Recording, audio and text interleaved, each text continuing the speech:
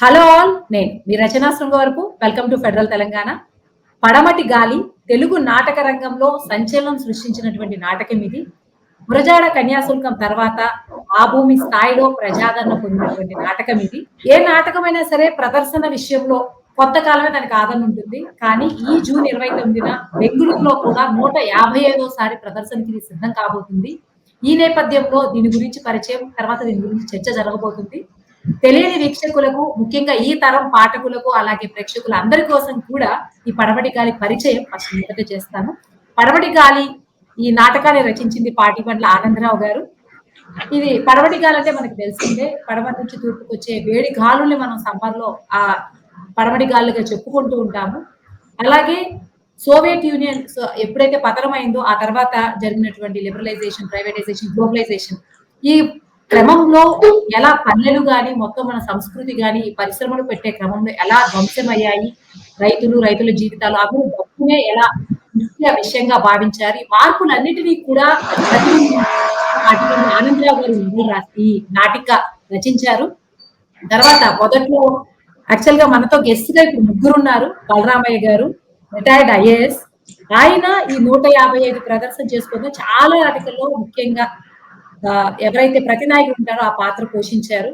అలాగే దీని గురించి ఒక పుస్తకం కూడా రాశారు. ఈ పడమటి గాలికి తగినంత ఆదరణ దొరకలేదు, దీన్ని అంతగా ఐడెంటిఫై చేయలేదు అని చెప్పేసి దాన్ని ప్రమోట్ చేసే ప్రయత్నం చేశారు. చాలా గొప్ప నాటకం అని కూడా చెప్పారు. ఇప్పటికీ కూడా ఆ పాత్ర పోషిస్తూనే ఉన్నారు. ఇకపోతే దివికుమార్ గారు పడమటి గాలి మీద మంచి విశ్లేషణ చేశారు. ఆయన పరిచయం వచ్చేసి ప్రజా సాహితీ పత్రిక సంపాదక వర్గంలో ఉన్నారు. ఈ పత్రిక 48 ఏళ్ళుగా నడుస్తుంది. అలాగే జన సాహితీ సంస్థ నుంచి వస్తుంది ఈ పత్రిక, దానికి అధ్యక్షులుగా ఉన్నారు.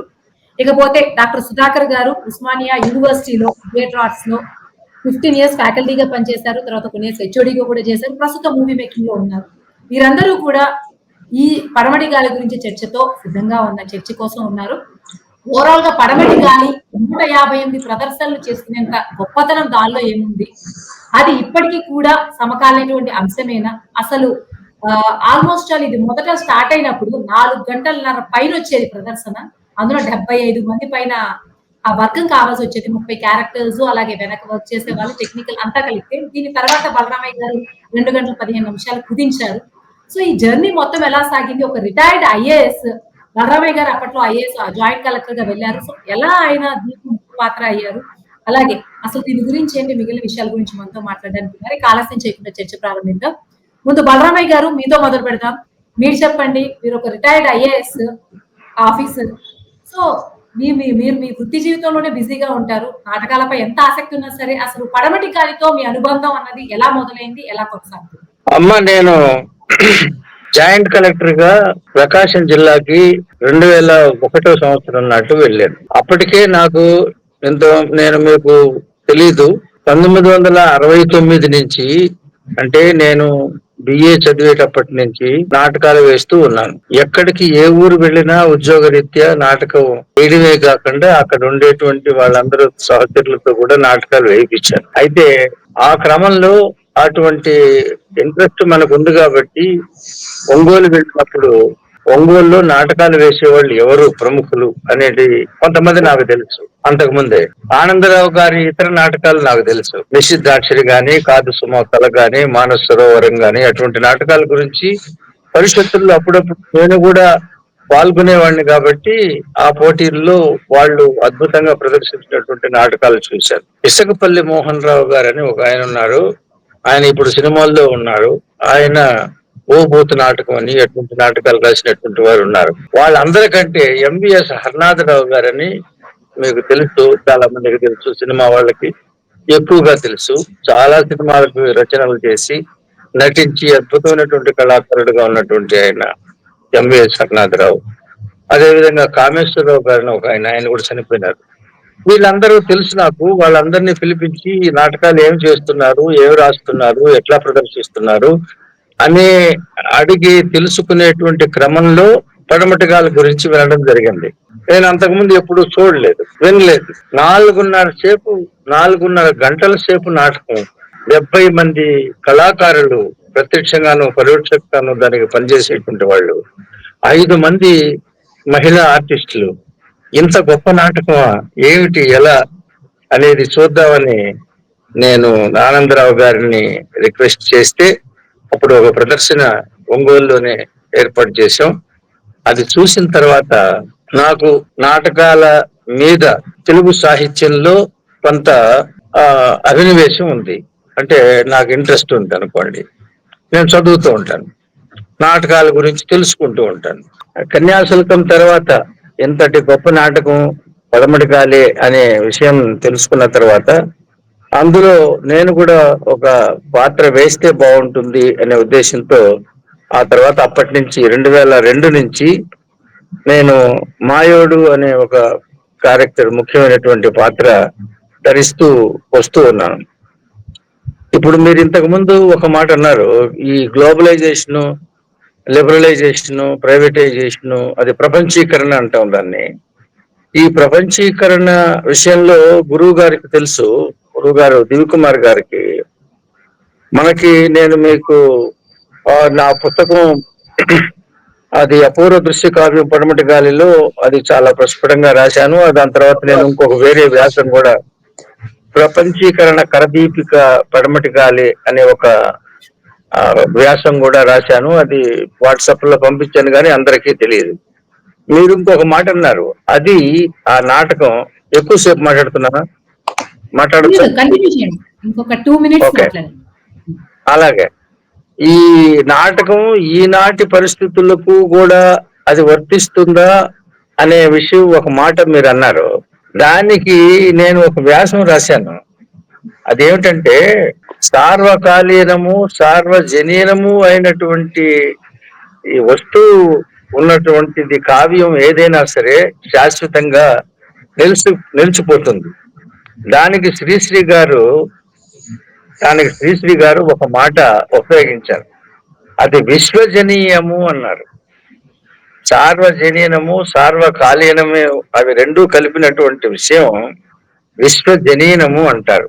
అంటే ప్రపంచంలో ఏ ప్రాంతానికైనా, ఏ భాషకైనా, ఏ సంస్కృతికైనా వర్తింపజేసేటువంటి వస్తువు ఏదైతే ఉన్నదో దాన్ని విశ్వజనీనం అంటారు.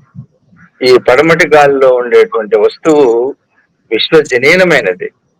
అది ఒంగోలులో తెలుగులో నాటకం రాసి అక్కడ చేశాం కాబట్టి అది ఒంగోలులో జరిగింది అనుకుంటున్నాం. అదే నాటకం, అదే పరిషత్తుని, అదే మాటల్ని దాన్ని మనం గనక అది తర్జుమా చేసి పంజాబ్ లో ఆడితే, పంజాబ్ భాషలో ఆడితే అది పంజాబీ కథ అవుతుంది. కాశ్మీరంలో ఆడితే కాశ్మీర్ కథ అవుతుంది. ఇది కేరళలో ఆడితే కేరళ కథ అవుతుంది. కథ ఎక్కడైనా సరే ఒకటే. రైతులు అక్కడ ప్రపంచీకరణ వల్ల గ్రామాలు, మానవ సంబంధాలు ఏ విధంగా ధ్వంసం అయిపోతున్నాయో కళ్ళకు కట్టినట్టు ఈ రోజుకే కాదు, ఇంకా 1000 సంవత్సరాల తర్వాత అయినా సరే ఆ నాటకంలో ఉండేటువంటి విషయాలు ప్రతి ఒక్కటి జరుగుతూనే ఉంటాయి, జరగబోతాయి. కాబట్టి దాన్ని విశ్వజనీనమైనటువంటి ఇతివృత్తంగా ఆనందరావు గారు అత్యద్భుతంగా మలిచినటువంటి విషయం. ఈ విషయంలో గురువు గారు ఒక మాట చెప్పి ముగిస్తా. దివికుమార్ గారు ఈ ప్రపంచీకరణ విషయం మీద 1991లో మన దేశంలో ప్రపంచీకరణ పివి నరసింహారావు గారు ప్రధానమంత్రి గారు ఉండగా వారు పాలసీని డిక్లేర్ చేసినారు. దీని మీద ఆయన వాళ్ళ పాలసీ ప్రకారం వ్యతిరేకించి ఒక నాటకం రాసి నంద్యాలలో మొదటిసారిగా దివికుమార్ గారు ప్రపంచీకరణకు వ్యతిరేకంగా పోరాడినారు. అయినా సరే వీళ్ళు ఎంతమంది పోరాడినా ఈ ప్రపంచీకరణ అనబడేటిది ఆగదు, ఎవరు ఆపలేరు. ఈ ధ్వంసాన్ని ఏదైతే ఆ ప్రపంచీకరణ జరిపిందో ఆ విధ్వంసాన్ని బాగు చేయడానికి కొన్ని 100 సంవత్సరాలు పడుతుంది. థ్యాంక్ యూ బలరామయ్య గారు. సుధాకర్ గారు, మీరు చెప్పండి. మీరు ఒక థియేటర్ ఆర్టిస్ట్ గా ఉన్నారు, అలాగే ఫ్యాకల్టీగా ఉన్నారు. మీరు ఈ పడమటి గాలి ఒక రీసెర్చ్ సబ్జెక్ట్ గా అన్ని నాటకాల్లో ఎంచుకోవడానికి ఉన్నటువంటి రీజన్స్ ఏంటి? ఎందుకు మీకు ఇది ప్రత్యేకమైన నాటకంగా అనిపించింది? రైట్. రచన గారు, అందరికీ నమస్కారం అండి. మీరు ఏదైతే ఈరోజు డిస్కషన్ అనేది నిజానికి చాలా చాలా గొప్పది. బలరామయ్య గారు చెప్పారు, కన్యాశుల్కం నాటకం తర్వాత అంత స్థాయిలో అంత గొప్పగా ఉన్నటువంటి, అది ప్రదర్శన యోగ్యమైనటువంటి నాటకం అనేది పడమటి గారి నాటకం. ఎందుకు అని అంటే, నిజానికి కన్యాశుల్కం సమయంలో ఎలాంటి సినిమా కానీ, లేకపోతే బుల్లితెర కానీ, లేదా ఎనీ డిజిటల్ అనేది లేని సమయంలో కన్యాశుల్కం పాపులర్ అయింది. దానికి ఒక ప్రాధాన్యత ఉంది. కానీ టీవీ సినిమా రంగం ప్రపంచీకరణ మనకు అందుబాటులో ఉన్న సమయంలో 4.5 గంటలు ఒక నాటకాన్ని ప్రదర్శించడం అనేది, అది టికెట్ పెట్టి ప్రదర్శించడం అనేది, దానికి ఇంటర్వెల్ ఇచ్చి 4.5 గంటలు ప్రదర్శించడం అనేది నిజంగా తెలుగు నాటక రంగ చరిత్రలో దీనికి ఒక సువర్ణ అధ్యాయంగా ఉంటుంది. సో ఇక్కడ ఒక ఎంతో పల్లెటూర్లలో, ఎంతో దూరంలో ఉన్నటువంటి పల్లెటూర్లలో ఉన్నటువంటి ఒక రచయిత తను ఈ ప్రపంచం మొత్తం, ఈ దేశం మొత్తం, ఈ రాష్ట్రం మొత్తం వాళ్ళ యొక్క ఏదైతే మారుతున్న పరిస్థితులు, మారుతున్న మానవ సంబంధాలు, మారుతున్నటువంటి అనేక పరిణామాలను ఒక్క నాటకంలో కుదించి చెప్పడం అనేది చాలా గొప్ప విషయం అండి. సో నేను పాటిబండ్ల ఆనందరావు గారిని కలిసిన సమయంలో ఆయన యొక్క రచన గురించి తెలియజేయడం జరిగింది. ఆయన నాటకాన్ని ప్రదర్శించే తీరును బట్టి నాకు చాలా ఇంట్రెస్ట్ అనిపించింది. అదే సమయంలో నేను ఎంఫిల్ కోసం ఒక నాటకం పైన రీసెర్చ్ చేయాలనేటువంటి సమయంలో నాకు చేస్తే ఇప్పుడున్నటువంటి నాటకాలలో ప్రపంచీకరణ నేపథ్యంలో ఉన్నటువంటి నాటకాలు చాలా ఉన్నాయి.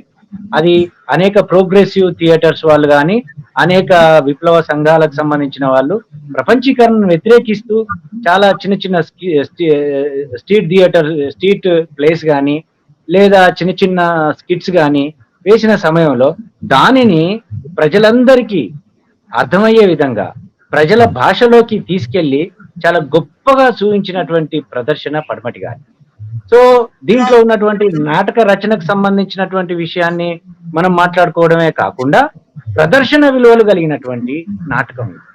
ఆ ప్రదర్శనలో వాస్తవానికి ఇప్పుడున్నటువంటి ప్రతి నాటకం కూడా ఎక్కడో ఒక ఆడిటోరియంలోనో, లేకపోతే మనకు అనువుగా ఉన్నటువంటి ప్రదేశంలోనే నాటకాలు వేస్తారు. కానీ పడమటి గాలి నాటకాన్ని అట్లా కాదండి.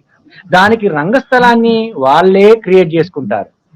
కనీసం వారం 10 రోజుల ముందే ఒక దగ్గర ప్రదర్శన ఉందంటే కనీసం 3-4 ట్రక్కుల నిండా సామాన్లన్నీ తీసుకెళ్ళి వెళ్ళి అక్కడ నాటకానికి సంబంధించిన ప్రతిదీ వాళ్ళే అరేంజ్ చేసుకుంటారు దగ్గరుండి. అది సాంకేతిక నిపుణులు చాలా గొప్ప త్యాగం చేయడం, చాలా గొప్పగా దాని మీద కృషి చేయడం అనేది ఉంటుంది. ఆ తర్వాత దీంట్లో భారీ నటీనటులు కూడా వాళ్ళందరూ కూడా వాళ్ళేదో బాగా చదువుకొని, లేకపోతే బాగా ఏది స్టూడెంట్స్ మాలాగా ఉన్నటువంటి అకాడమిషియన్స్ ఏం కాదు. వాళ్ళందరూ కూడా ఒక్కొక్కరు ఒక్కొక్క ప్లేస్లలో ఉన్న వాళ్ళు, అందరూ ఒంగోలుకు సంబంధించిన వాళ్ళు కూడా కాదు. ఫర్ ఎగ్జాంపుల్ ఇప్పుడు బలరామయ్య గారే చెప్పారు, బలరామయ్య గారు వృత్తిరీత్యా అక్కడికి వచ్చిన సమయంలో అక్కడ ఆయన ప్రదర్శించినట్టుగా ఆయన కూడా ఏది ఆనందరావు గారు దర్శకుడు అనేక ఊర్ల నుంచి, గుంటూరు నుంచి, కృష్ణా డిస్టిక్ విజయవాడ నుంచి, ఆ తర్వాత ఒంగోలు నుంచి, హైదరాబాద్ నుంచి, వరంగల్ నుంచి, ఇట్లా రకరకాలుగా కూడా విశాఖపట్నం నుంచి ఇట్లా అనేక మంది నటులను సేకరించి ఈ నాటకంలో వాళ్ళందరితో రిహార్సల్ చేయడం కష్టం, అట్లాంటిది నాటకం చేయడం కూడా కష్టం. ఆ తర్వాత మరి ప్రదర్శన సాంకేతికత మామూలుగా ఉండదండి. ఏ విధంగా అంటే దాంట్లో ఉన్నటువంటి ప్రతి నటుడు, ప్రతి నటి సహజంగా మన గ్రామీణ ప్రాంతంలో మన కళ్ళ ముందు మన ఇంట్లో ఏం జరుగుద్దో, మన గ్రామంలో ఏం జరుగుద్దో అనే విషయాన్ని రంగస్థలం మీద ఆయన కళ్ళకు కట్టినట్టుగా మన హృదయాలను అందులోకి, మన ఇంట్లోకి, మన ఊర్లోకి వెళ్ళేటట్టు, మన రచ్చబండ దగ్గరికి వెళ్ళేటట్టుగా ఆ దృశ్యాలను చిత్రీకరించినటువంటి, దాన్ని డిజైన్ చేసినటువంటి విషయం. మరి దీంట్లో లైటింగ్ కానీ వాళ్ళకేసే అంటే ఆ లైటింగ్ ద్వారా ఉండే ఎఫెక్ట్స్ ఉంటాయండి. అంటే మెరుపులు రావడం, ఉరుములు రావడం, సౌండ్ సిస్టమ్ నుంచి వచ్చేటువంటి ఎఫెక్ట్స్, లైటింగ్ నుంచి వచ్చే ఎఫెక్ట్, ఆ తర్వాత అనేక సైకిల్ మీద రావడం, బైక్ మీద రావడం, అంటే ఒక గ్లోబలైజేషన్ అనేది, ఇప్పుడు ప్రైవేటైజేషన్ అనేది, లిబరలైజేషన్ అనేది మనం మాట్లాడుకుంటూ అనేక పుస్తకాలు రావచ్చు, అనేక వ్యాసాలు రావచ్చు, అనేక చర్చలు చేయవచ్చు. కానీ అనేక మంది ఒక 10 సంవత్సరాలుగా రీసెర్చ్ ని, ఒక 10 సంవత్సరాలుగా అనేక మంది మాట్లాడుతున్నటువంటి అంశాలను తీసుకొని 4:30 గంటలలో ఆయన మన జీవితాలను, మన పల్లెను అక్కడ కళ్ళకు కట్టినట్టు చిత్రీకరించడం, షార్ట్ గా దాంట్లో కన్క్లూడ్ చేయండి సుధాకర్ గారు. సాంకేతిక విలువల్ని, సాంకేతికంగా ఉన్నటువంటి అనేక అంశాలని, లేదా నాటక రంగానికి సంబంధించినటువంటి అనేక అంశాలు ఉంటాయి. అప్పుడు యాక్టింగ్ కావచ్చు, డైరెక్షన్ లో కావచ్చు, టెక్నికల్ గా ఉన్నటువంటి మేకప్ కావచ్చు, కాస్ట్యూమ్స్ కావచ్చు, ప్రతిదీ. ఇప్పుడు మీరు ఇంతకుముందు మాట్లాడినటువంటి బలరామయ్య గారు మాయోడ్ అనే పాత్రను చేస్తాడు. ఆ మాయోడ్ అనే పాత్ర ఎక్కడ మొదలవుద్ది, ఎక్కడ ఎండ్ అవుద్ది అనేటువంటి దాన్ని చాలా చక్కగా ఒక వ్యక్తి ఒరిజినల్ గా ఉన్నటువంటి ఒక రైతు, ఆ రైతు నేపథ్యంలో ఉన్నటువంటి కుటుంబాలను ఏ విధంగా చిత్ర వందనం చేస్తారో, లేదా ఏ విధంగా వాళ్ళను మాయ మాటలతోటి, లేకపోతే అనేక నకిలీ ఏ అయితే వాగ్దానాలతో, లేదా వాళ్ళను ఒరిజినల్ గా ఉన్నటువంటి మనుషుల్ని మాయ చేస్తుందో ఆ వీటిని కళ్ళకు కట్టినట్టుగా చూపించేటువంటి విషయాలు. అదే విధంగా దీంట్లో వాడినటువంటి భాష గాని, దీంట్లో ఉన్నటువంటి అదే మాండలికం గాని చాలా మొదటి నుంచి చివరి వరకు కూడా ఎక్కడ కూడా ప్రేక్షకులు ఒక క్షణం కూడా లేచి వెళ్దామా, పక్కకు తిరిగి చూద్దామా అనేటువంటి అది లేకుండా చేస్తాడు. అదే విధంగా దీంట్లో ఉన్నటువంటి సంగీతం కూడా షార్ట్ గా కన్క్లూడ్ చేయండి సుధాకర్. ఓకే. దీంట్లో ఉన్నటువంటి అంటే యాక్చువల్లీ దీని మీద నేను ఒక సంవత్సరం అంతా రీసెర్చ్ చేశాను కాబట్టి మీరు ఓకే ఓకే. సో దాంట్లో ఉన్నటువంటి కొన్ని విషయాలు చెప్పడానికి నేను ప్రయత్నం చేస్తున్నాను. సో ఈ విధంగా సంగీతం కావచ్చు, దాంట్లో ఉన్నటువంటి ప్రతిదీ కూడా చాలా చక్కగా, దాంట్లో ఉన్న పాటలు కావచ్చు, దాంట్లో ఉన్నటువంటి నేపథ్య సంగీతం కావచ్చు, ప్రతి దాన్ని కూడా చాలా చక్కగా దర్శకుడు చిత్రీకరించాడు. రచయిత, దర్శకుడు ఒక్కరే కావడం వల్లనేమో అతనికి చాలా ఇంట్రెస్టింగ్ గా, చాలా గొప్పగా, చాలా జాగ్రత్తగా నాటకాన్ని ప్రదర్శించారు. దాన్ని మన తెలుగు ప్రజలకు చూపించారు. తెలుగు ప్రజలకే కాకుండా వేరే వేరే రాష్ట్రాలలో కూడా ప్రదర్శన చేసి 100 ప్రదర్శనలు, 150వ ప్రదర్శన దాకా వచ్చేటువంటి నాటకంగా దీన్ని తీర్చిదిద్దారు. కాబట్టి అంత credit goes to Patipandla Anandarao garu. Thank you Sudhakar గారు. దివికుమార్ గారు, మీరు చెప్పండి. మీరు విశ్లేషకులు, విమర్శకులు కాబట్టి బలరామయ్య గారు, సుధాకర్ గారు పడమటి గాలి అన్నది ఖచ్చితంగా కన్యాశుల్కం అభివృద్ధి తర్వాత ఆ స్థాయి నాటకం కాదనడానికి లేదు. కానీ మీరు విశ్లేషకులు, ఎంత గొప్ప నాటకానికైనా సరే ఏదో కొన్ని ఫ్లాస్ ఉంటాయి, విమర్శ ఉంటేనే గొప్ప నాటకం అవుతుంది. కాబట్టి మీరు దాన్ని విమర్శించారు కాబట్టి మీ కోణంలో పాజిటివ్ ఆస్పెక్ట్స్ ఇది కాకుండా, బలరామయ్య గారు, సుధాకర్ గారు చెప్పింది కాకుండా విమర్శ కోణంలో దీన్ని ఎలా చూడొచ్చు? అంటే విమర్శ కోణం అనే వైపు నుంచి ముందు మాట్లాడుకోవడం కంటే పడమటి గాలిలో 2 ముఖ్యమైన అంశాలు ఉన్నాయి. ఒకటి అది జీవిత వాస్తవాన్ని, జీవన సంఘర్షణని. ఇందాక బలరామయ్య గారు, సుధాకర్ గారు చెప్పినట్లుగా ఈ ప్రపంచీకరణ, మేము సామ్రాజ్యవాద ప్రపంచీకరణ అంటుంటాం. ఈ ప్రపంచీకరణ అమలులోకి వచ్చిన తర్వాత గ్రామీణ జీవనం ఎలా విధ్వంసం అవుతోంది, జీవన సంస్కృతి ఎలా చిన్నాభిన్నం అవుతోంది, మానవ సంబంధాలు ఏ రకంగా డబ్బు సంబంధాలుగా, ధనస్వామిక సంస్కృతికి సంబంధాలుగా మారిపోతున్నాయి అనేటటువంటిది ఈ చాలా వాస్తవికంగా మనకి పాటిపండ్ల ఆనందరావు గారు చూపించారు. అందుకోసం నేను ఆయన్ని ఏమని చెప్పానంటే, ఆయన జీవిత వాస్తవాన్ని చాలా బలంగా చెప్పినటువంటి మన ఇటీవల కాలపు గొప్ప నాటకం పడమటి గాలి చెప్పాను. ఎందుకంటే ఇంత కళ్ళకు కట్టినట్టుగా మనకి వాళ్ళిద్దరూ చెప్పినట్టుగా టిక్కెట్ లేకుండా గంట సేపు ప్రదర్శించే నాటకానికి కూడా ప్రేక్షకులు లభించని సందర్భాల్లో టిక్కెట్ కోసం ఎగబడి 4:30 గంటలు కదలకుండా కూర్చునే నాటకాన్ని చూశారంటే అది చిన్న విషయం కాదు. ఎందుకంటే ఇది వాళ్ళందరూ ఆ జీవితం తమదిగా ప్రేక్షకులు తమ కళ్ళ ముందు జరుగుతున్నదిగా వాళ్ళు భావించారు. అంచేత అది ఆ రకంగా మనకి ఈ సామ్రాజ్యవాద ప్రపంచీకరణ యొక్క దుష్ఫలితాలు గ్రామాల మీద మొత్తంగా, అంటే అది ఒక గ్రామంగా చూపిస్తారు, ఒక గ్రామంగానే చూపిస్తారు. అది నిజానికి అంటే ఇప్పుడు ఇందాక మీరు ప్రశ్న కూడా వేశారు, ఇది ఈనాటికి కూడా 25 ఏళ్ళు అయిపోయింది కదా, ఇప్పటికి కూడా అది రిలవెంటేనా అని మీరు ఏదో అన్నారు. దానికి బలరామ గారేమో విశ్వవ్యాప్త స్వభావం ఉందని కూడా ఆయన చెప్పారు. అది సరే, ఈనాటికి కూడా రిలవెంట్ ఏంటంటే ఆయన చూపించింది ఒక గ్రామం, దాన్ని మైక్రో లెవెల్లో ఆయన చూపించాడు. అది దాన్ని మనం ఒక విస్తృతమైనటువంటి స్థాయిలో మ్యాక్రో లెవెల్లో చూస్తే ఏమవుతుంది, ఇవాళ రాష్ట్ర కేంద్ర ప్రభుత్వాలే ఆ మాయోళ్ళు. ఆ పడమటిగాలి నాటకంలో కేవలం ఒక 50 ఎకరాల స్థలం ఈ బహుళజాతి కంపెనీల కోసం సేకరించడం అనే దాంట్లో ఏర్పడినటువంటి ఒక సమస్య. అందులో రైతు రామ్కోట్ అనే ఆయనకి ఒక 4 ఎకరాల భూమి ఉంటుంది. దాన్ని పుంజుకోవడం ఎట్లా అనే దాని చుట్టూ కథంతా నడుస్తుంది. అది ఇవాళ అదే రాష్ట్ర వ్యాపితంగా వేలు లక్షల ఎకరాలు ఈ పాలకులు రకరకాల మాటలు మనకి చెబుతూ ఏదో అరచేతిలో వైకుంఠాలు చూపిస్తుంటే ఆ మాయోళ్లే ఇవాళ మనకి అధికారంలో ఉన్నారు. పడమటిగాలి నాటకంలో మాయోళ్లే ఇవాళ మనకి అధికారంలో ఉన్నారు. ఇది ఇవాళ దాన్ని మనం మ్యాక్రో లెవెల్లో అట్లా చూడొచ్చు దాన్ని.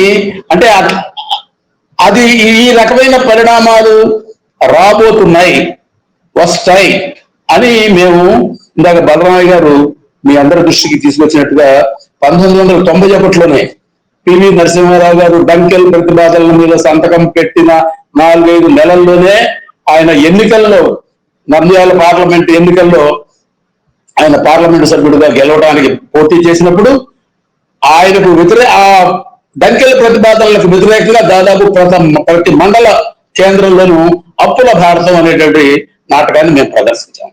అది ఇట్లా ఇది బడమటిగాలి లాంటి నాటకం కాదు, అది కూచిపూడి యక్షగాన ప్రక్రియలో మేము ప్రదర్శించాం. వీధి నాటకము కాదు, అది కూచిపూడి యక్షగాన ప్రక్రియలో మేము ప్రదర్శించాం. అంటే అది ఒక చాలా మన సాంప్రదాయకమైనటువంటి ఒక కళా రూపాన్ని అత్యంత ఆధునికమైనటువంటి ఈ ప్రపంచీకరణకు వ్యతిరేకంగా దాన్ని వాడుకోగలిగాము. దాని ప్రేక్షకులు బాగా అర్థం చేసుకునేట్టుగా అది చేయగలిగాము. ఇప్పుడు చర్చకు మనకు అది కాదు. ఇప్పుడు పడమటి గాలికి సంబంధించినటువంటి చర్చ. ఈ పడమటి గాలిలో రెండవ అంశం గురించి నేను మాట్లాడాను. అంటే ఇందులో చాలా తీవ్రమైనటువంటి సమస్యలు నాటకంలో మనకు అందులో చూపిస్తారు. అదే భూమి సమస్య దగ్గర నుంచి అది ఒకటే ఉన్నది. ఇంకా కుటుంబాల మధ్యన సంబంధాల సమస్య, మరి క్షణాల్లో లక్షాధికారులు కోటీశ్వరులు అయిపోవాలనేటువంటి ఒక వ్యాపకం. అట్లాగే అసలు రాజకీయాలు కేవలం అది ఆర్థిక విషయమే కాదు, రాజకీయాలు ఎట్లా ఉన్నాయి, వర్తమాన రాజకీయాలు ఎట్లా ఉన్నాయి, ఏ రకమైన పరిస్థితులు మనకు గ్రామాల్లో ఏర్పడి ఉన్నాయి, ఇది ఆ రచ్చబండ చర్చల ద్వారా మనకు అర్థమయ్యేట్టు చేస్తాను. రెండోది నేను ఏం రాశానంటే, ఈ పడమటి గాలి అనేటటువంటిది మనం అది ఆయన 1999 డిసెంబర్లో మొదటి ప్రదర్శన. అప్పటికి ఒక 2-3 సంవత్సరాలుగా దాన్ని ఆయన రాస్తూ వచ్చారు పాటిబండ్ల ఆనందరావు గారు. ఇది అదే 1996 నుంచి ఆయన రాస్తూ వచ్చారని అనుకుంటే దానికి 30 ఏళ్ల నేపథ్యం ఉంది అని రాశాను నేను. అంటే ఎట్లాగూ పడమటి గాలిగా మారిన 30 ఏళ్ల పైరుపచ్చ విప్లవం, గ్రీన్ రివల్యూషన్. మనం ఆ గ్రీన్ రివల్యూషన్ అనేది మొత్తం మన వ్యవసాయ రంగాన్ని సామ్రాజ్యవాదులకు దోపిడీ నిలయంగా మార్చే క్రమం ఈ గ్రీన్ రివల్యూషన్. అందులో చాలా పంటలు పండుండొచ్చు, ఉత్పత్తి పెరిగి ఉండొచ్చు, కానీ అంతకు ముందు రైతులకి తాము పండించిన ధాన్యంలో నుంచి రైతులకి ఎంత వాటా తమ ఇంటికి వచ్చింది, ఆ తర్వాత కాలంలో తాము పండించినటువంటి పంటలకి తమ వాటా ఎంత వచ్చిందని చూసుకుంటే ఈ గ్రీన్ రెవల్యూషన్ అనేది రైతుల్ని చాలా దోపిడీ చేసినటువంటి విధానం. అది ఆ విధానం యొక్క పర్యవసానమే ప్రపంచీకరణ. కనుక పాటిబండ్ల ఆనందరావు గారు ఈ పడమటి గాలి నాటకానికి ఒక 30 ఏళ్ల సామాజిక నేపథ్యం ఉన్నది అని నేను రాశాను. ఇంకా మీరు ప్రశ్నించిందంటే మీరు ఒక విశ్లేషకులుగా విమర్శకులుగా అని అంటే నేనంటే అందులో చూపించిన సమస్యలకి ఒక సరైన పరిష్కారం వైపు వాటిని తీసుకువెళ్ళలేకపోయినారు ఆయన. అది అట్లా తీసుకువెళ్తే బాగుండేది అని అంటూ నేను అందులో సూచించి రాసుకుంటూ వచ్చాను. అందులో 5 మహిళల పాత్రలు ఉన్నాయి. అవి ముడుచుకుపోయిన స్త్రీ పాత్రలోని ఒక వ్యాసం రాశాను. అంటే మొత్తం నేను ఒక 10 వ్యాసాలు రాశా ఈ పడమటి గారి నాటకం మీద పెద్ద వ్యాసాలు రాశాను. మీ దృష్టికి వాటి శీర్షికలు తీసుకురావడం అవసరం అనిపిస్తుంది. నా ముందు మాట కూడా ముందు మాట గురించి ఎందుకు నేను ప్రస్తావిస్తున్నానంటే, నేను ముందు మాటలో నేను పాటించిన దాని నియమం ఏమిటి, ఈ వ్యాసాలు రాయడంలో నేను పాటించిన నియమం ఏమిటి అని అంటే, లియో టాల్స్టాయ్ పట్ల లెనిన్ ఏ రకమైనటువంటి వైఖరి తీసుకున్నాడు, ఎట్లా లియో టాల్స్టాయ్ గురించి చెప్పాడు, అది ఆనందరావు టాల్స్టాయ్ కాదు, నేను లెనిన్ కాదు, కానీ ఆ వైఖరిని నేను తీసుకున్నాను. అట్లా టాల్స్టాయ్ని చాలా పొగిడినటువంటి లెనిన్ టాల్స్టాయ్ యొక్క పరిష్కారాన్ని కూడా చాలా తీవ్రంగా విమర్శిస్తారు. అది ఆయన టాల్స్టాయ్ సూచించిన టాల్స్టాయ్ గొప్ప ఆనాటి రైతుల రష్యా దేశపు రైతాంగపు హృదయం అని చెప్తాడు టాల్స్టాయ్ని. అట్లా మనకి ఇక్కడ పాటిబండి ఆనందరావు మన ఈ ప్రపంచీకరణ నేపథ్యంలో నుంచి గ్రామాలు ఏ రకమైనటువంటి ఒక రకమైన సంక్షోభానికి విధ్వంసానికి గురవుతున్నాయి అనే దాన్ని అద్భుతంగా చిత్రించినటువంటి వాడు పాటిబండి ఆనందరావు. అయితే దీన్ని పరిష్కారం తీసుకెళ్లేటప్పటికి ఆయన దానికి ఒక ఒక ప్రజా ప్రత్యామ్నాయం తీసుకురాలేకపోయినారు ఆయన. అది అందులో ఆ నాటకంలో అది ప్రధానంగా అది లోపం అని చెప్పి నేను చూపాను. అది ఆ క్యారెక్టర్స్ ని అంతేకాదు కేవలం నేను విమర్శించలేదు, ఎట్లా దాన్ని మార్చుకోవచ్చునో కూడా చెప్పడానికి కూడా నేను ప్రయత్నం చేశాను. అట్లా ఇప్పుడు నేను రాసినటువంటి వ్యాసాల శీర్షికలు చూస్తే కూడా మీకు కొంత అర్థమవుతుంది. గురుగారు బలరామయ్య, ఒక్క నిమిషము గాలి పీల్చుకోండి, నేను ఒక విషయం చెప్తా. చెప్పండి, పీల్చుకుంటా. సుధాకర్ మీరు తమరు రాసినటువంటి వ్యాసాలు చదివినాడో లేదో నాకు తెలీదు. ఈ మధ్య చదివి ఉండదు. రచన గారు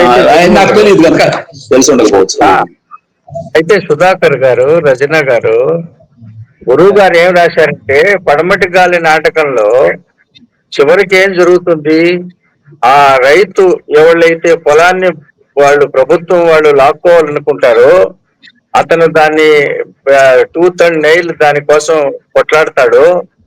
అతను చివరికి ఏమీ చేయలేక ఆత్మహత్య చేసుకునే పరిస్థితికి వచ్చినప్పుడు అతని భార్య అతనికి ఉద్బోధించి, అయ్యా కష్టాలు ఎవరికి ఉండవు, అటువంటివి కాదు, మనం ఎదిరించి నిలబడాలి, ఎవడొస్తాడో రాడో చూద్దాం, మనం నిలబడదాం అని చెప్పి గట్టిగా ప్రోత్సహిస్తే ఇద్దరూ ఆత్మహత్యను విరమించుకొని, ఇదిగో నా పిడికిట్లో విత్తనాలు ఉన్నాయి, నువ్వు నా పక్కన ఉండవు, నేను విత్తనాలు మొలిపిస్తానని చెప్పేసి ఆ చివరికి అక్కడ ఎండ్ అవుతుంది.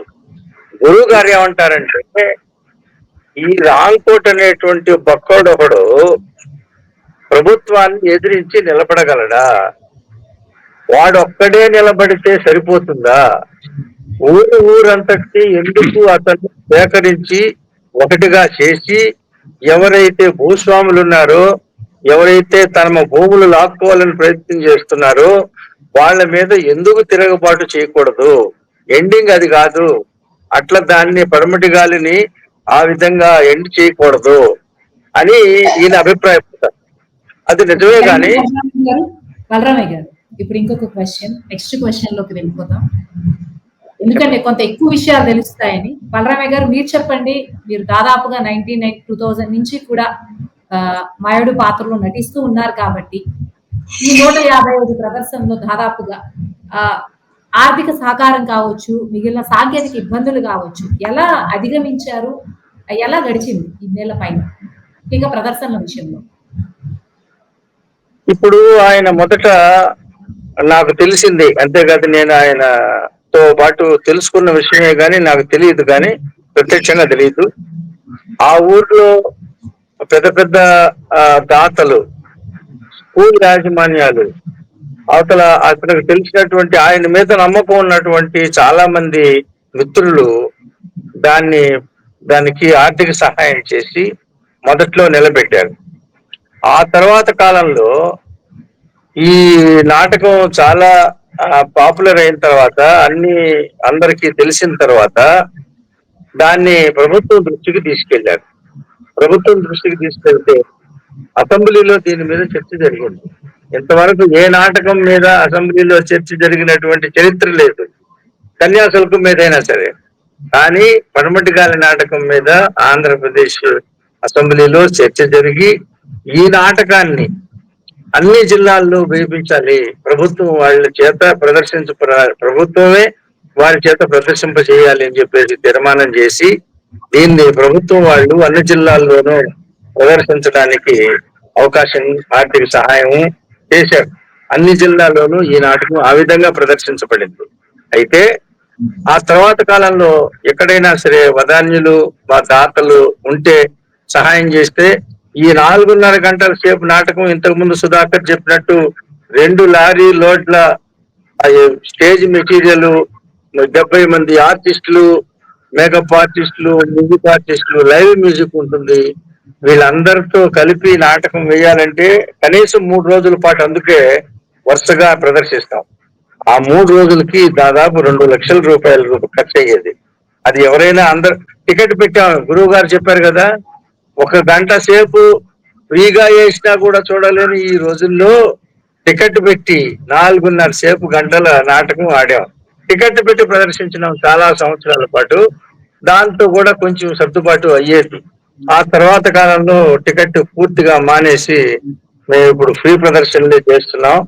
అందులోనే మీకు తెలుసు, మీకు ఈ సందర్భంలో చెప్పాలో లేదో గాని ఈ నాటకాన్ని 4.5 గంటల సేపు ఈ రోజుల్లో చూడడానికి కూడా ఎవళ్ళు రావట్లేదు. అంటే ఈ నాటకం గురించి నేను చెప్పట్లేదు, కానీ ఏ నాటకమైనా సరే 1 గంట సేపు కూడా నాటకం ఓపికగా చూసేటువంటి ప్రేక్షకులు కనిపించట్లేదు. అందుకోసం 4.5 గంటల సేపు ఉండే నాటకాన్ని 2 గంటల 15 నిమిషాలకి నేను కుదించి సంక్షిప్త నాటకాన్ని ప్రదర్శిస్తున్నాం ఈ మధ్య కాలంలో. గత 4-5 సంవత్సరాలుగా సంక్షిప్త నాటకాన్ని 2 గంటల 15 నిమిషాలు ఉండేటువంటిది 8 పాత్రలు మాత్రమే ఉండేటువంటిది ఈ రోజు పరిస్థితులకు అనుగుణంగా మరి మార్చి ఆ ప్రదర్శన మాత్రం చేస్తున్నాం. ఇంతకు ముందు అయితే 2-3 లక్షల రూపాయలు అయ్యేది, ఇప్పుడు అంత కాదు. 50-60 వేల రూపాయలు ఖర్చు అవుతుంది. ఎందుకంటే ఆర్టిస్టులు ఉంటారు, లేడీ ఆర్టిస్టులకి డబ్బులు ఇవ్వాలి, అదేవిధంగా మ్యూజిక్ వాళ్ళు, మేకప్ వాళ్ళు, ట్రాన్స్పోర్ట్, ఒక్కొక్కళ్ళు ఒక్కొక్క ఊర్లో ఉంటారు. ఇవన్నీ కలిపి 50-60 వేల రూపాయలు ఈ రోజుల్లో అవుతుంది. ఎవరైనా దాతలు వాళ్ళు స్పాన్సర్ చేస్తే మాత్రమే మనం ఆడగలుగుతున్నాం. ఏ నాటకమైనా ఎవరైనా అంతే.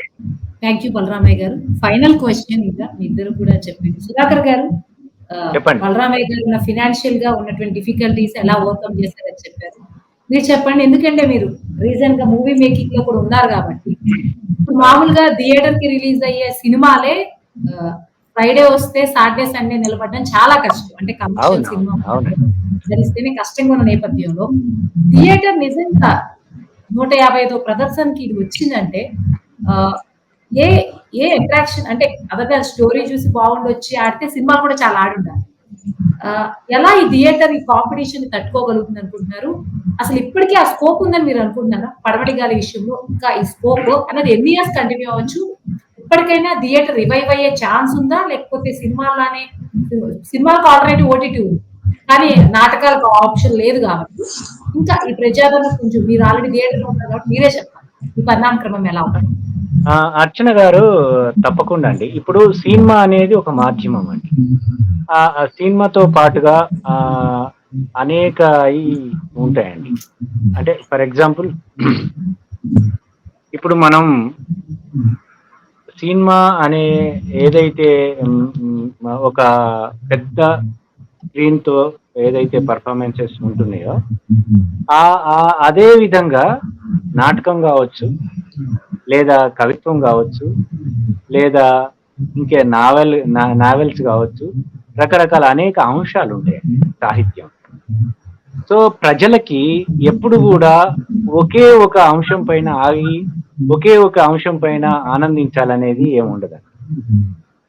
నాటక రంగం అనేది వేరు, సినిమా అనేది వేరండి. ఈ రెండింటికి సంబంధించినటువంటి ప్రతిదీ వేరువేరుగానే దగ్గరగా కనిపిస్తున్నప్పటికీ కూడా అవి 2 వేరువేరు అంశాలండి. సినిమా అనేది ఎన్ని సంవత్సరాలైనా మేకింగ్ చేయొచ్చు, 2 గంటలలో లేదా 3 గంటలలో అయిపోతుంది. నాటకానికి అట్లా కాదండి. ఎవ్రీ ప్రదర్శన మొదటి ప్రదర్శన లాగానే ఉంటుందండి. ప్రతి ప్రదర్శనకు అదే విధమైనటువంటి మనకు శ్రమ అనేది ఉంటుంది, అదే విధంగా ఎఫర్ట్స్ పెట్టాలి. రెండవది, సినిమాకి ఒక డైరెక్టరు లేదా 24 క్రాఫ్ట్స్ అన్ని పనిచేసి అది ఓకే అయిన తర్వాతనే మనం దాన్ని రిలీజ్ చేస్తాం. కానీ నాటకం అది కాదు. ఇది స్టార్టింగ్ నుంచి ఎండ్ అయ్యే వరకు కూడా కలెక్టివ్ గా చేయాలి. దాంట్లో ఉన్నటువంటి నటీనటులు, సాంకేతిక నిపుణులు, దాంట్లో ఉన్నటువంటి ప్రతి అంశం కూడా చాలా జాగ్రత్తలు తీసుకోవాల్సినటువంటి అవసరం. రెండవది, నాటక రంగానికి ఉన్నటువంటి ఆదరణ తగ్గుతుందా ఇప్పుడున్న పరిస్థితులలో అని అంటుంది.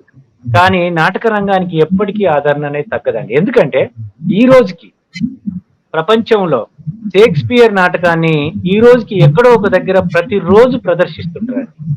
400 సంవత్సరాల క్రితం రాసినటువంటి షేక్స్పియర్ 400 సంవత్సరాల క్రితం రాసిన కాంటెస్ట్ అయితే ఉండదు కదండి, రకరకాల మారుతుంటాయి. కానీ ఎప్పుడైతే మానవ సంబంధాల గురించి, లేకపోతే గ్రామీణ సంబంధం గురించి, గ్రామీణ పరిస్థితుల గురించి, మన పూర్వీకులు మనకున్నటువంటి అన్సిస్టర్స్ ఏదైతే మనకు లెగసీని ఇచ్చారో వాటి విషయాలు, వాటి అంశాల మీద వచ్చినటువంటి ఏ నాటకమైనా ఎప్పటికీ సజీవంగా ఉంటుంది. అందుకే బలరామయ్య గారు చెప్పారు, దీనికి మొత్తానికి విశ్వజనీనమైనటువంటి నాటకం, విశ్వజనీనమైనటువంటి ప్లే పడమటి గాలి అని ఎందుకన్నారంటే, ఇది ఏ రాష్ట్రంలోనైనా, ఏ దేశంలోనైనా, ఎక్కడైనా సరే ఎవరికైనా ఓన్ చేసుకుంటే ఓన్ అయ్యేటువంటిది ఈ నాటకం అండి పడమటి గాలి. దీంట్లో మానవ సంబంధాల గురించి, లేకపోతే మారుతున్న పరిస్థితుల గురించి, అక్కడ చిన్న అంటే బాల్యం నుంచి చివరి దాకా, అది వృద్ధాప్యం దాకా ఆ మార్పులను, ఆ మారేటువంటి పరిస్థితులను చాలా చక్కగా చిత్రీకరించినటువంటి వైనం ఈ పడమటి గాలి నాటకంలో ఉంటుంది. సరే, మనం ఒకే నాటకంలో అన్ని అంశాలు, ఒకే నాటకంలో అన్ని మనం కోరుకునే అన్ని ఉండొచ్చు, ఉండకపోవచ్చు. కానీ ఒక రచయితకు అతనికి ఉన్నటువంటి పర్స్పెక్టివ్ ని తను ఎక్కడి వరకు దాన్ని నాటకాన్ని తీసుకెళ్ళాలి, ఈ నాటకాన్ని ఏ విధంగా డిజైన్ చేయాలి, దీన్ని ఏ పర్పస్ తోటి ప్రేక్షకులకి అందించాలనేటువంటి ఒక స్పష్టమైనటువంటి అవగాహన రచయితకి, దర్శకుడికి, పాటిబండ్ల ఆనందరావు గారికి ఉంది. ఆయన ఏదైతే అనుకున్నాడో దాని ప్రకారంగా చేశాడు. ఆ చేసే క్రమంలో ఆయనకి ఎన్నో ఒడిదొడుకులు వచ్చినాయి, ఎన్నో ప్రాబ్లమ్స్ వచ్చినాయి. చివరికి ఆయనకు అనారోగ్యం పాలై హాస్పిటల్లో ఉన్నప్పుడు కూడా ఈ ప్రదర్శన చేయడం అనేది జరిగింది. అంటే ఇక్కడ నటులు, లేకపోతే ఇందులో పార్టిసిపేట్ చేసినటువంటి ప్రతి ఒక్కరు కూడా నాటక రంగాన్ని విపరీతంగా ప్రేమించిన వారు. ప్రేక్షకులకు మేము ఒక గొప్ప కావ్యాన్ని అందిస్తున్నాం, ఒక గొప్ప కావ్యాన్ని ప్రేక్షకులకు అందించడానికి మేము ఎంతకైనా సరే ఎన్ని త్యాగాలైనా చేయడానికి సిద్ధం అనేటువంటి విధంగా అనేక కుటుంబాలు దీంట్లో పాల్గొని ఈ నాటక రంగాన్ని విజయవంతంగా తెలుగు రాష్ట్రాలలో ఒక గొప్ప తెలుగు నాటకంగా తీర్చిదిద్దడం జరిగింది. ఇది ఎప్పటికీ ఈ నాటకం అనేది ఈ తెలుగు ప్రజల గుండెల్లో గర్వంగా చెప్పుకునేటువంటి నాటకంగా ఉంటుంది. కాబట్టి ఏదైతే మనం చెప్పినటువంటి కన్యాశుల్కంలో గురజాడ అప్పారావు గారు కావచ్చు, లేకపోతే కందుకూరి వీరేశలింగం గారు ఏ అయితే నాటకాలు రాశారో అదే సరసాన పాటిబండ్ల ఆనందరావు గారు తప్పకుండా నిలిచిపోతారని నేను ఈ సందర్భంగా మీకు మీరు ఇంకేమన్నా యాడ్ చేయాలనుకుంటే యాడ్ చేయడం అంటే, ఈ పడమటి గాలి మీద నేను రాసిన వ్యాసాలు ఒక్కొక్కటే మీ దృష్టికి తెస్తానమ్మా. పడమటి గాలిగా మారిన 30 ఏళ్ల పైరుపక్ష విప్లవం, సంస్కృతి ఆర్థికం పడమటి గాలి, ప్రధాన పాత్రల నడుమ సంఘర్షణ చలనం, ముడుచుకుపోయిన స్త్రీ పాత్రలు, విధ్వంసాన్ని అద్భుతంగా చిత్రించి పరిష్కారాన్ని బహిష్కరించిన నాటకం, మాయోడు గిరీశం, పడమటి గాలిలో దళిత సమస్య, పడమటి గాలిని తిరగరాయాలి ఎందుకు ఎలా, పడమటి గాలిలో భాష యాస. ఈ ముందు మాటతో కూడా కలిపి 10 వ్యాసాలు రాశానమ్మా. ఇది మొత్తం ఆ నాటకానికి సంబంధించినటువంటి ఒక సమగ్రమైన విమర్శ అని నేను అనుకుంటున్నాను. అది ఇందులో ఉదాహరణకి మాయోడు గిరీశం అని ఎందుకు రాశారంటే, పడమటి గాలి గురించి మాట్లాడినటువంటి ప్రతి వాళ్ళు కన్యాశుల్కంతో పడమటి గాలిని పోల్చారు. అంటే గిరీశంతో పోల్చడం వెనకాల ప్రధాన ముఖ్యమైనటువంటి అంశం ఏంటంటే అదే కన్యాశుల్కంతో పోల్చడం వెనకాల ముఖ్యమైన అంశం ఏంటంటే కన్యాశుల్కంలో గిరీశాన్ని, పడమటి గాలిలో మాయోడిని పోల్చారు. కనుక అసలు గిరీశానికి మాయోడికి ఉండే సంబంధం ఏమిటి, తేడా ఏంటి, ఈ 100 ఏళ్ల చరిత్రలో ఏం జరిగింది, గిరీశం సృష్టించి 100 ఏళ్ల క్రితం ఇప్పుడు మాయోడు ఈ మధ్యలో ఏం జరిగింది అనేటటువంటిది నేను అందులో ఆ వ్యాసంలో రాశాను. అట్లా దళిత సమస్య, ఇందులో అంటే దళిత సమస్య గురించి చాలా చర్చ ఉంది మనకి. దళితుల మీద, దళితులు గ్రామాల్లో జీవించలేని ఒత్తిడులు ఉన్నాయి. వాళ్ళు అక్కడ నిలబడి పోరాడాలా, గ్రామాలు వదిలిపెట్టి వెళ్ళిపోవాలా, ఇది సమస్య. నేను ఇందులో ఆ గ్రామాలు వదిలిపెట్టి పోవటం అనే పరిష్కారం సరైంది కాదు. అక్కడ నిలబడి వాళ్ళు పోరాడేట్టు చేయడానికి ఆస్కారం ఉంది. అంతేకాదు, ఈ రైతు రాంకోట్ అనే అతను నాటకానికి కథానాయకుడుగా, అతను మంచి రైతు, అతను ప్రకృతితో సంఘర్షణ బాగా పడగలడు, కానీ సామాజిక సంఘర్షణకి అతనికి కుదిరే విషయం కాదు. అతను అందులో ఏ రెండో మనిషితో అతను సఖ్యంగా ఉండడు ఊళ్ళో. కనుక అట్లాంటి వాడు సామాజికమైనటువంటి నాయకత్వ పాత్ర నిర్వహించలేడు. అట్లా సామాజిక పాత్రను నిర్వహించగలిగినటువంటి అవకాశం ఆ నాటకంలో ఆనందరావు గారే ఉంచారు. అయితే నాటకంలో ఆ పాత్ర కేవలం 3-4 నిమిషాలే మనకు కనిపిస్తుంది. అది అందులో దళిత పాలేరుగా ఉన్నటువంటి సుందరి కొడుకు శేఖర్, అతను ఆ క్యారెక్టర్ ని కథానాయకుడుగా డెవలప్ చేయడానికి కావాల్సిన స్కోప్ అంతా, అవకాశం అంతా నాటకంలో ఉంది. అది ఆనందరావు గారే కల్పించారు. కాబట్టి దాన్ని ఆ శేఖర్ ని కథానాయకుడిగా అభివృద్ధి పరిచే క్రమంలో నాటకాన్ని మళ్ళీ తిరగరాయడం అవసరము అని నేను ప్రతిపాదన చేశాను. అది అంటే ఆయన అది ఎవరికైనా కానీ కొంత ఇబ్బంది కూడా కలిగించవచ్చు. అంచేత తిరగరాయటం అనేటటువంటిది తిరగరాసే ప్రయత్నం అనేటువంటిది తప్పేమి కాదు. అది ఆ రకంగా చేస్తే బాగుంటుందని నేను సూచన చేశాను. ఆనందరావు గారు మనకు మంచి మిత్రుడే, నాకు మొదటి నుంచి చాలా కాలంగా తెలిసినటువంటి వాడే. కానీ నేను చేసిన విమర్శ అంటూ ఏదైనా ఉందంటే అది స్నేహపూరితమైన విమర్శే గాని మరొకటేమి కాదని చెప్పి ఈ సందర్భంగా మీ అందరి దృష్టికి తీసుకొస్తున్నా. థ్యాంక్ యూ దేవ్ కుమార్ గారు. ఓవరాల్ గా పడమటి గాలి గురించి ఆల్మోస్ట్ ఈ జనరేషన్ కి ఇప్పటి వరకు ఆల్మోస్ట్ చాలా మందికి తెలియదు. ఎందుకంటే కన్యాశుల్కం స్థాయి నాటకము, అందులో ఇప్పుడు నాటకాలు చూస్తున్న సంఖ్య కూడా తగ్గుతుంది. ఇప్పటికీ కూడా 155వ ప్రదర్శన ఈ జూన్ 29న జరుపుకున్నారంటే నిజంగా చాలా మంది నాటక ప్రియులు ఉన్నారు. ఇప్పటికి కూడా నాటకాలకు ఆదరణ తగ్గలేదనే విషయాన్ని అయితే స్పష్టం చేసింది. ఇప్పటి వరకు ఎంత విజయవంతంగా సాగిందో ఇక ముందు కూడా పడమటి గాలి విజయయాత్ర అలాగే సాగాలని మనస్ఫూర్తిగా కోరుకుంటున్నాను. ఈ డిస్కషన్ ఇంత ఇన్ఫర్మేటివ్ గా అందరికీ తెలిసేలాగా పడమటి గాలి గురించి మాట్లాడిన బలరామయ్య గారికి, అలాగే సుధాకర్ గారు చాలా అనలిటికల్ గా చెప్పారు, దేవ్ కుమార్ గారు అన్ని కొనాలు చెప్పారు ఇప్పుడున్న వరల్డ్ కాంటెంపరీ యాంగిల్ లో. థ్యాంక్ యూ సో మచ్ మీ ముగ్గురికి. ఇక్కడితో ఈ చర్చ ముగిద్దాం.